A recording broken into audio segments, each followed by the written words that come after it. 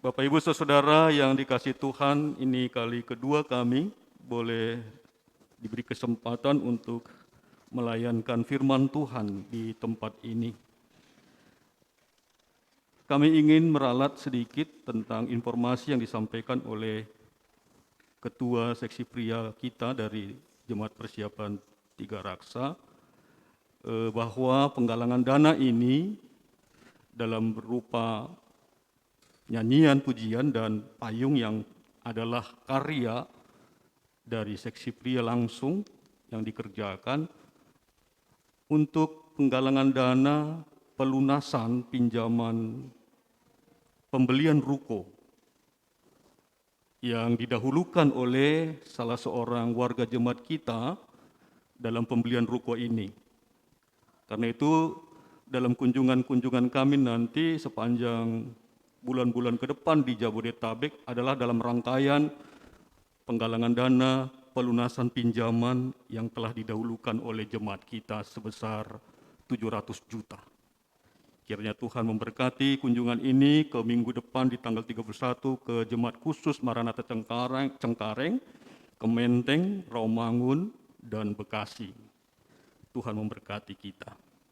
Bapak Ibu Saudara yang dikasihi oleh Yesus Kristus Tuhan, firman-Nya pada minggu hari ini tertulis di dalam kitab Hosea pasal pertama ayat kedua sampai dengan ayatnya yang ke-10. Dengan dua perikop keluarga Hosea sebagai gambaran Israel yang tidak setia dan janji tentang keselamatan.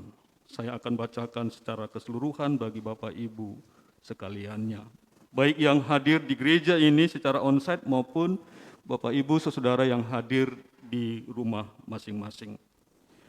Demikian firman Tuhan. Ketika Tuhan mulai berbicara dengan perantaran Hosea, berfirmanlah Ia kepada Hosea, "Pergilah, kawinilah seorang perempuan sundal dan peranakkanlah anak-anak sundal. Karena negeri ini bersundal hebat dengan membelakangi Tuhan. Maka pergilah ia dan mengawini Gomer binti Diblaim. Lalu mengandunglah perempuan itu dan melahirkan baginya seorang anak laki-laki. Kemudian berfirmanlah Tuhan kepada Hosea, berilah nama Yisrael kepada anak itu, sebab sedikit waktu lagi maka aku akan menghukum keluarga Yehu karena hutang darah Israel, dan aku akan mengakhiri pemerintahan kaum Israel. Maka pada waktu itu, aku akan mematahkan busur panah Israel di lembah Israel. Lalu perempuan itu mengandung lagi dan melahirkan seorang anak perempuan. Berfirmanlah Tuhan kepada Hosea, berilah nama Lo-Ruhama kepada anak itu, sebab aku tidak akan menyayangi lagi kaum Israel dan sama sekali tidak akan mengampuni mereka. Tetapi aku akan menyayangi kaum Yehuda dan menyelamatkan mereka demi Tuhan Allah mereka. Aku akan menyelamatkan mereka bukan dengan panah atau pedang, dengan alat perang atau dengan kuda dan orang-orang berkuda.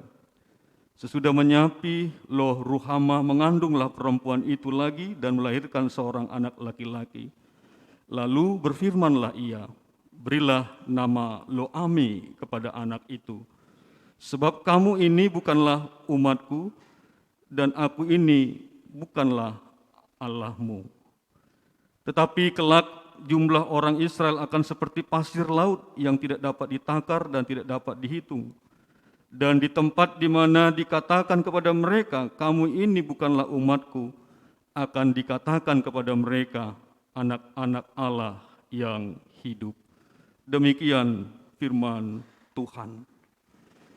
Bapak Ibu Saudara yang dikasihi oleh Yesus Kristus Tuhan, ada seorang yang bernama George Marteson. Dia lahir di negara Inggris, Glasgow, merupakan anak sulung dari 8 bersaudara. Ia mengecap pendidikan di University of Glasgow di mana ia mempelajari banyak pelajaran, baik logika dan filosofi. Pada usia 20 tahun, ia menjadi buta total. Tetapi ia tidak mengurungkan niat untuk masuk dalam ladang Tuhan. Dan dia lanjut mempelajari teologi dan sejarah. Ia kemudian menjadi melayani sebagai asisten pendeta tahun 1866 di Inelan, di mana dia tinggal selama 18 tahun. Dan di sana ia dikenal sebagai seorang teolog ternama, di mana Ratu Victoria pernah mengundangnya untuk berkhotbah di Balmoral.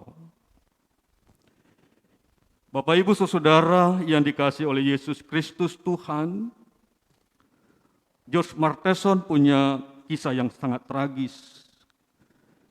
Ketika dia buta, lalu ditinggalkan oleh kekasihnya dalam waktu-waktu yang akan memasuki masa pernikahan.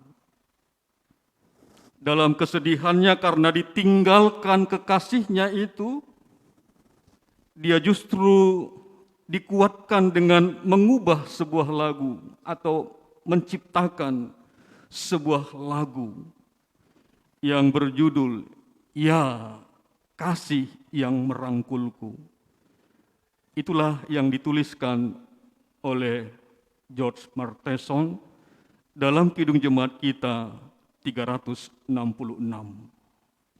Dalam kekecewaannya, dalam kesedihannya karena di dalam kondisi butanya itu, dia menghamba atau menjadikan dirinya hamba Tuhan, justru kekasihnya meninggalkannya. Dalam syairnya dikatakan ayat pertama, kedua, dan ketiga, "Ya kasih yang merangkulku, penghibur jiwa yang lelah, ku beri kembali hidupku, supaya dalam sumbermu bertambah murnilah. Ya cahaya yang terang benderang penyuluh di jalan yang gelap, obor hatiku yang remang hendak kusulut padamu, agar bertambah terang.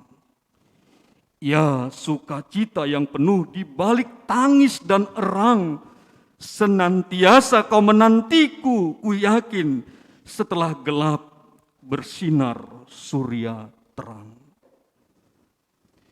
Berbeda sekali dengan kisah George Marteson ini yang ditinggalkan oleh kekasih pujaan hatinya. Dalam Yeremia 31 ayat ketiga dikatakan, "Aku mengasihi engkau dengan kasih yang kekal, sebab itu aku melanjutkan kasih setiaku kepadamu." Itulah teks kebenaran firman Tuhan kita pada hari ini, yang berkata Tuhan mengasihi dan menyelamatkan umatnya. Walaupun harus penuh dengan gambaran yang sangat menjijikkan. Hosea diperintahkan Tuhan untuk menikahi perempuan pelacur. Sangat tragis. Kalau itu kita renung-renungkan pada minggu hari ini, bagaimana seorang nabi, seorang imam yang kudus, yang hidupnya harus penuh dalam kekudusan, justru harus hidup bersama-sama dengan orang yang tidak kudus. Sangat menyedihkan sebenarnya kalau kita kembali kepada diri kita hari ini. Tentu ketika kita sebagai suami misalnya, sebagai istri misalnya, atau mungkin sebagai pemuda, pemudi yang sedang mempunyai pasangan, dengan tiba-tiba ditinggalkan oleh pasangan itu atau dilupakan tanpa sesuatu yang disampaikan atau ditinggalkan begitu saja. Atau bahasa sekarang, diselingkuhi, ditelekungi. Hosea di sini tunduk dalam ketaatan.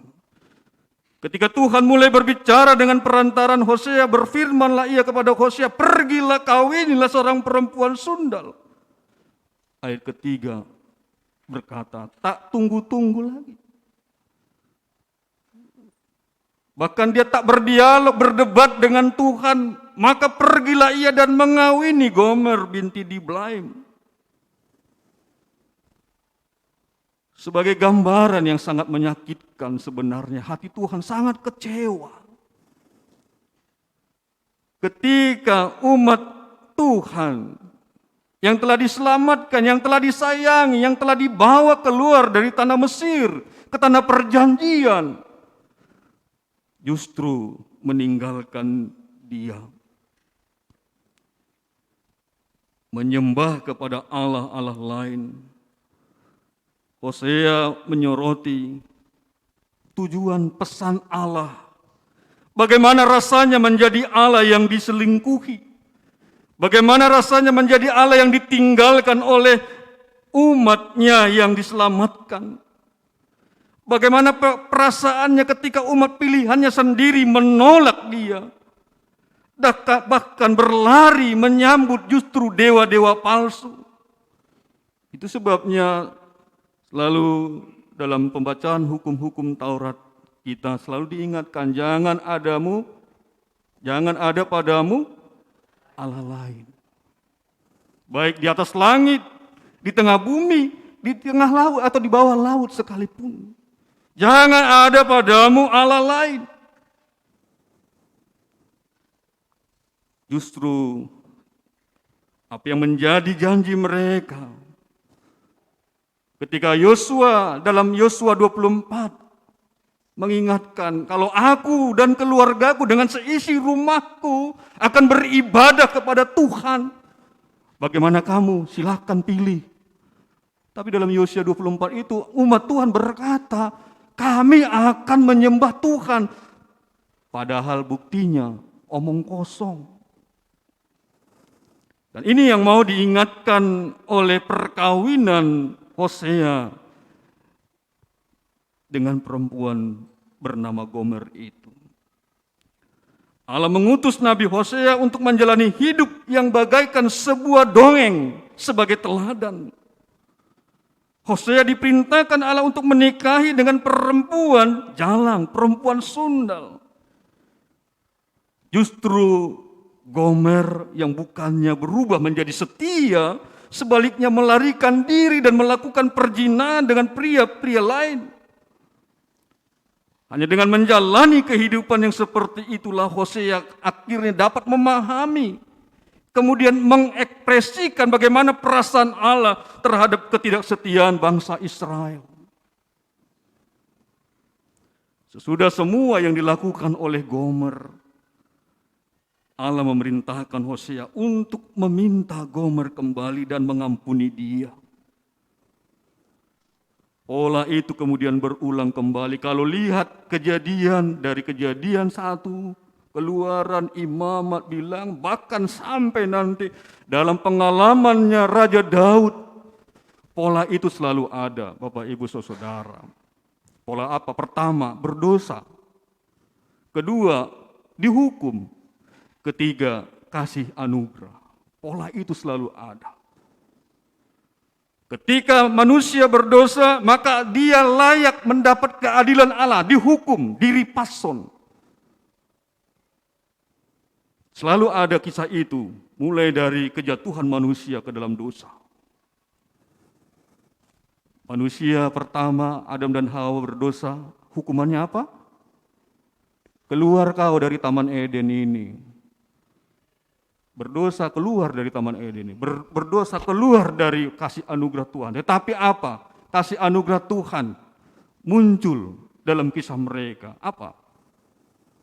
Yaitu ketika Tuhan mengambil kulit binatang, lalu disematkan, kulit binatang, lalu disematkan, itulah kasih anugerah. Nanti kita boleh lihat itu, kita baca lagi nanti dosa yang kedua. Kain dan Habel, dan seterusnya, Menara Babel. Berdosa, hukum, tapi tetap masih ada kasih karunia. Dan ini yang mau dilihat dalam perspektif pengalaman Hosea dan Gomer. Gomer melahirkan 3 orang anak, tetapi benarkah Hosea ayah anak-anak itu? Kita kritis sedikit. Menurut hukum Musa sepantasnya kalau Hosea mengusir perempuan itu keluar dari rumahnya seperti Allah mengusir Adam dan Hawa. Keluar. Bapak Ibu juga hati-hati juga. Ini banyak kan yang di kampung sebenarnya. Ya kan? Kalau seksi pria ini pulang-pulang ke rumah mabuk, didurui maho katanya. Di luar itu kau. Nggak boleh masuk. Karena sudah melakukan hal yang tidak mengenakan. Kalau menurut hukum Musa, ya keluar dari rumah dan diadili. Sama seperti ketika Yesus bertemu dengan perempuan Samaria yang berzina. Banyak orang ingin membunuh perempuan Samaria yang berzina ini, perempuan sundal ini. Lalu Kristus katakan apa? Kalau ada di antara kalian tak berdosa, lempari perempuan ini. Tapi ternyata tak ada yang berani melempar. Kan? Itu hukumnya memang. Tapi tidak terjadi dalam versi Hosea dan Gomer ini. Apa yang dilakukan oleh Hosea? Dan juga yang dilakukan oleh Allah. Sama sekali tidak didengar, dilihat oleh orang banyak. Semuanya dianggap angin lalu. Sia-sia karena tidak membawa hasil pertobatan. Nabi Hosea ingin menyatakan ulang fakta saat pertama kalinya umat Israel mengikat perjanjian kepada Allah. Hosea menjelaskan dan menggambarkan sebuah ikatan perkawinan antara Allah sebagai mempelai laki-laki dan umat Israel sebagai mempelai perempuan. Betapa Allah merindukan umatnya dengan kelembutan serta kerinduan yang dirasakan oleh seorang kekasih terhadap pengantin perempuannya.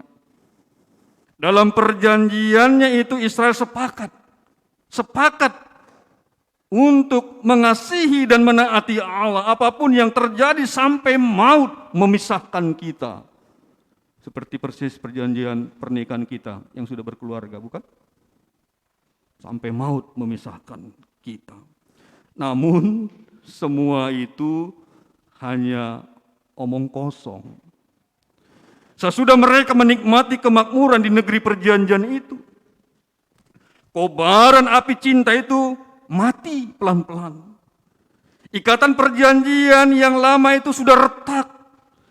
Sebagaimana dikatakan oleh Hosea, kematian ikatan cinta itu mendukakan hati Tuhan.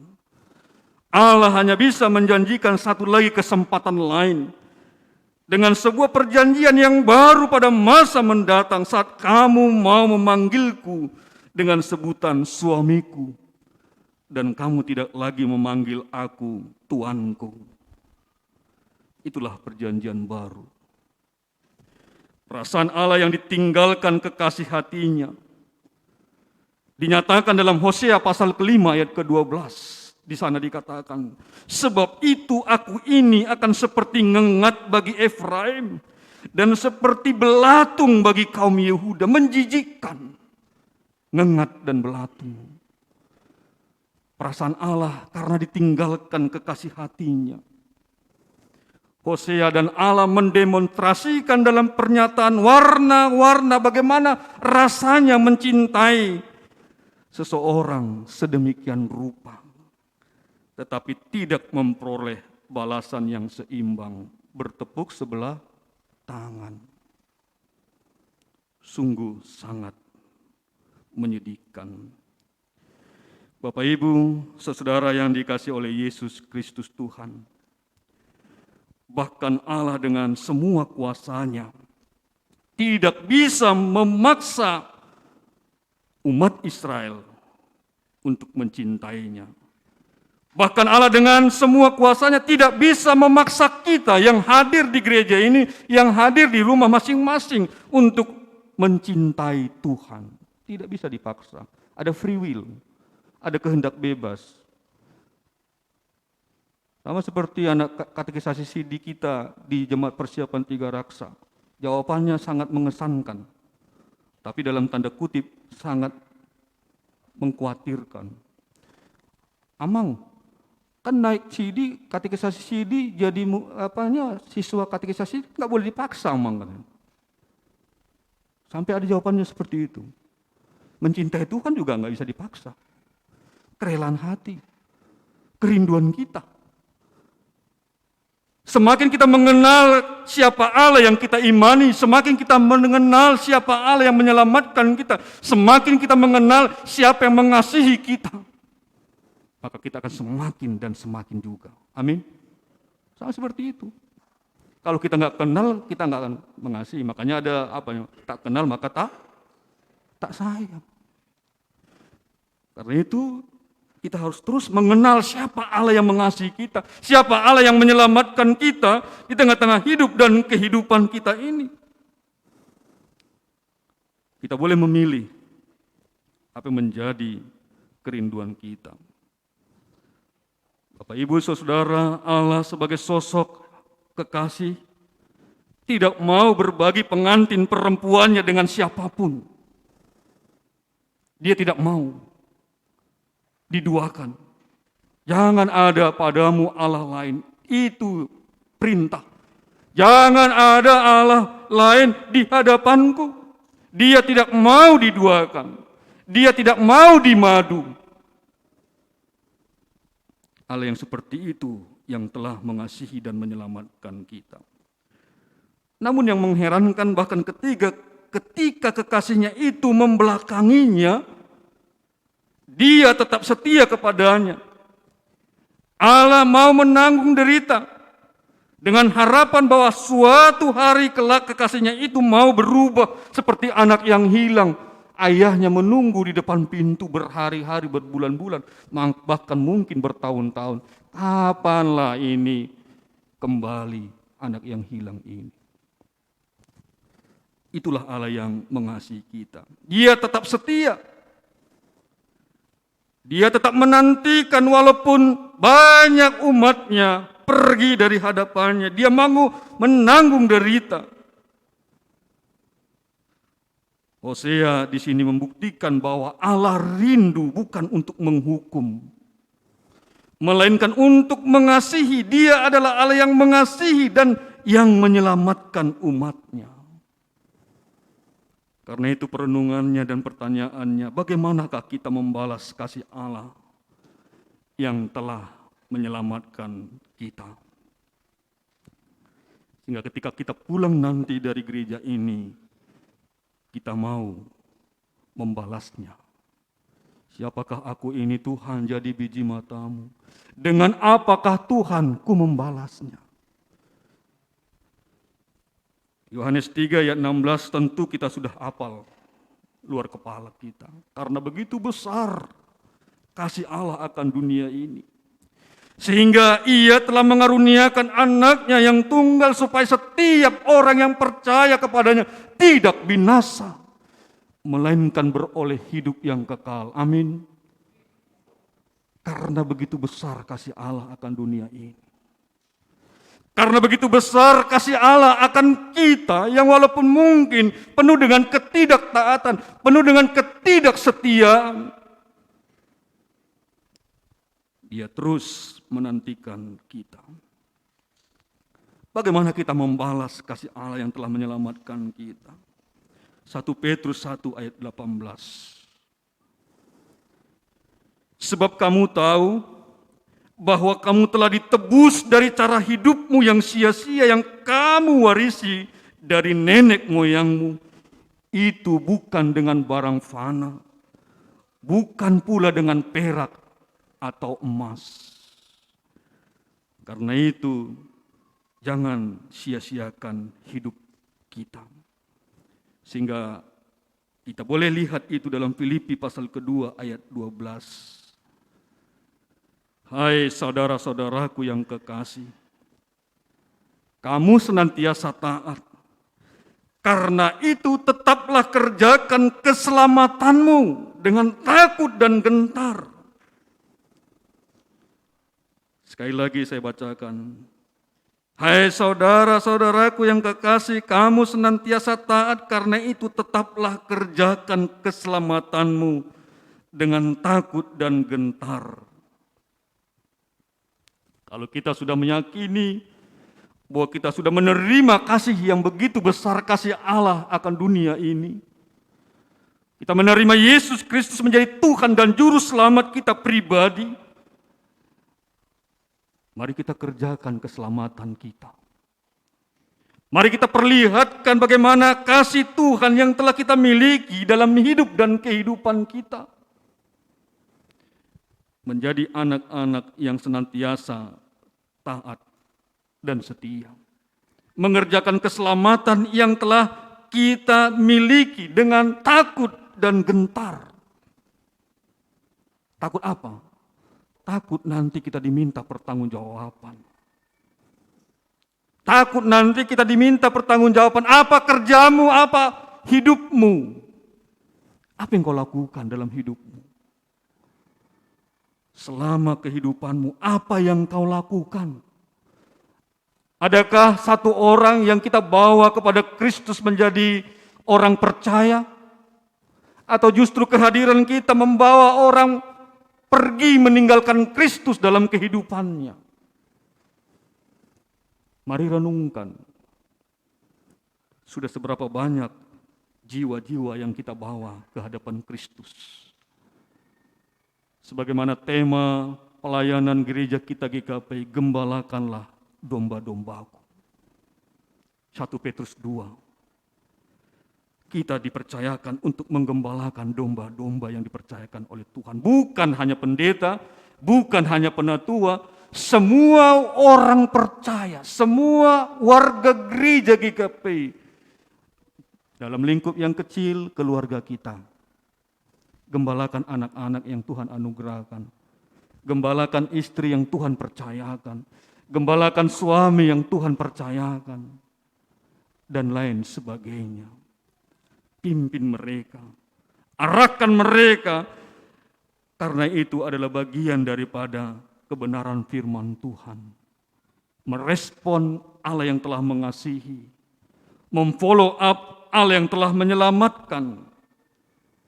Sehingga kapanpun dan dimanapun kita mengerjakan keselamatan kita dengan baik.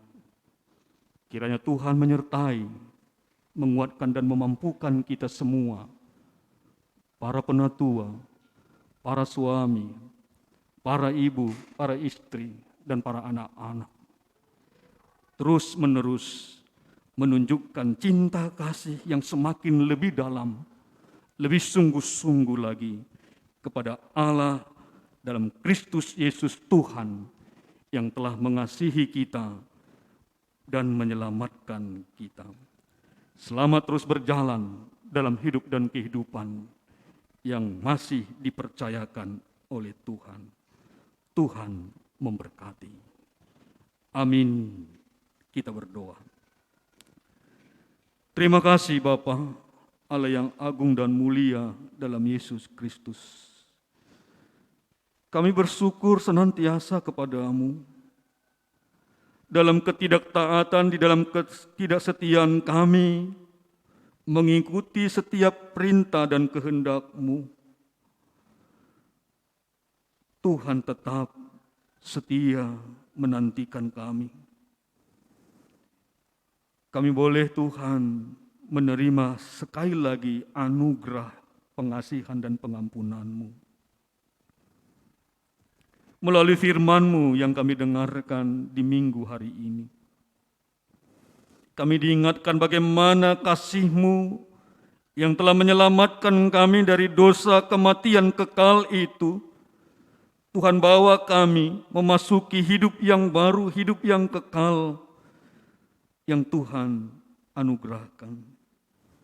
Sementara kami masih berjalan dalam dunia ini menuju tanah perjanjian yang baru di surga kelak. Berikanlah kami kekuatan dengan kuasa Roh Kudus-Mu Tuhan. agar kami semakin lebih berakar, bertumbuh dan berbuah, mencintai dan mengasihi Tuhan pagi, siang, dan malam. Kami mengingat Tuhan dalam duka, dalam suka, dalam sukses, dan dalam gagal.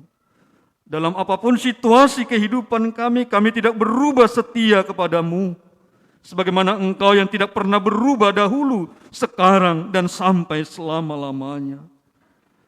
Temanilah semua warga jemaat-Mu GKP Jemaat Khusus Depok ini. Sebagai suami, sebagai istri, sebagai bapak, sebagai ibu, sebagai anak-anak, bahkan mungkin sebagai opa dan oma. Terima kasih Tuhan, kesempatan-kesempatan yang berharga yang Tuhan berikan kepada kami, biarlah kami lebih menghargainya dengan hidup semakin mengasihi-Mu ya Tuhan. Bapa, kami ingin mendoakan seluruh warga jemaat-Mu yang merayakan ulang tahun di hari yang lalu, di hari ini, bahkan di hari yang akan datang, sepanjang 1 minggu ke depan. Biarlah segala kehidupan mereka dalam sukacita hari ulang tahun yang Tuhan percayakan, yang Tuhan telah menemani mereka dalam pekerjaan, dalam sekolah, dalam apapun kehidupan mereka Tuhan, biarlah Engkau tetap menjaga, memelihara, dan memberkati, menyediakan apa yang mereka perlukan. Dengan itu semua, ketaatan dan kesetiaan mereka semakin berbuah. Terima kasih Tuhan buat firman-Mu yang boleh kami dengarkan bersama-sama, dan kami mau hidup dalam ketaatan. Tidak hanya sekedar mendengar, tetapi kami menjadi pelaku-pelaku firman Tuhan. Sepulangnya kami dari gereja ini, biarlah itu kami buktikan. Terpuji, termulialah Engkau Bapa kekal selamanya. Dalam Yesus Kristus Tuhan, kami berdoa, dan jadilah kehendak-Mu. Amin.